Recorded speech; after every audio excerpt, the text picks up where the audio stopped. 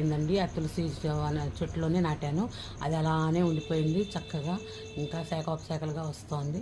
చూసారు కదా, దీనిలోనే తులసి చెట్టు, మరి ఉసిరిక కొమ్మ ఉంది, ద్రాక్ష తీగ ఉంది, మనీ ప్లాంట్ ఉంది, తమలపాకు ఉంది, అన్ని రకాలు ఉన్నాయండి. లక్ష్మీదేవి కొలువై ఉన్నది.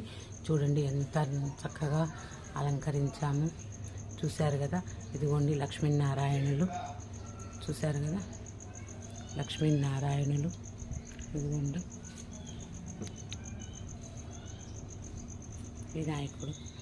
చూశారు కదా, ఏనుగులు, పూజా సామాగ్రి. ఇప్పుడు మొదలు పెట్టాలి. 10 లోపలనే చేసేసుకోవాలండి క్షీరాబ్ది ద్వాదశి. ఎందుకంటే విష్ణుమూర్తి ఆషాఢ మాసంలో యోగ నిద్రలోకి వెళతాడండి. యోగ నిద్రలోకి వెళ్ళి ఈ కార్తీక ఏకాదశి ద్వాదశి గడియల్లో నిద్ర నుంచి లేస్తాడండి. చాతుర్మాస వ్రతం అంటారు దీన్ని. 4